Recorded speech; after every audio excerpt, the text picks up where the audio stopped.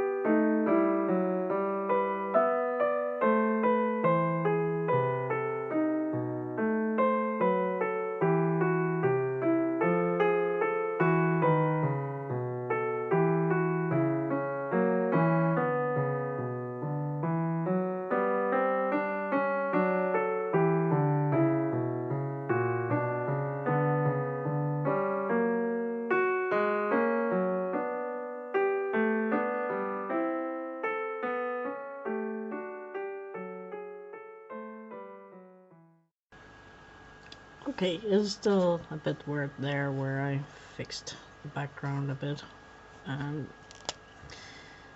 I'll probably continue with that forever. Keep finding stuff that isn't quite as I wanted. Anyways, it was a lot more fun than this one to do. I'll pull the camera out a bit so you can see them together. I'll use the same reference photo from the two, and the drawing came out a little different each time. That's how it is when you freehand stuff. Now, obviously, when you pay 10 times more, you get a little more fun.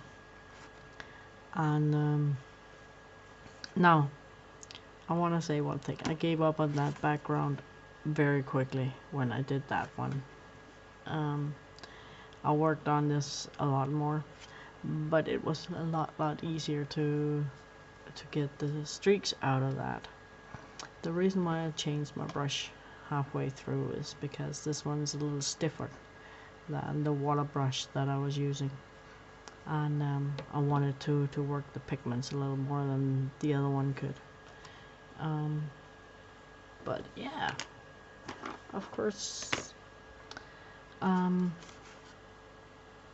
had so much more fun with this, but the paper worked with me and the colors worked with me, of course, better than it did with the other one. I have to say one thing about the Museum Aquarelle, and the reason why they're not my absolute favorite is because they're difficult to make details with. They're so soft. You saw how the tip just disappeared when I did the background first, and they don't maintain a tip very long, at least not on the pastelMat here. So it's difficult to maintain details. And the other thing is they have a very significant color shift from wet to dry, and or from dry to wet actually. So when you put them down first, they don't look anything like they do when you add the water. That was very noticeable with the beak and the cheek blotch here. You could see how that totally changed, and it also makes it a little difficult when you want to add dry details at the end, that you don't get the color that is the wet color really. But if you want to use them strictly as watercolors and don't mind the soft tip, then they're perfect. I can't fault them for anything really. It's down to personal preference really. But yeah, you get something that is easier to work with when you pay some more for your materials. I'd still say, if for a low budget pencil, Staedtler Noris Club watercolor pencils are really good, but they're not professional quality, and you can tell the difference. It was also, you can see in the bird the colors are much more smooth, and I put down too much color a couple of times, especially on the beak on the first go. Oh my goodness, that a third of that would have been sufficient. So yeah, they last longer as well. Anyways, thank you for watching. It was fun. Please like, subscribe. I come back because I do more stuff like this and a few other things. Bye.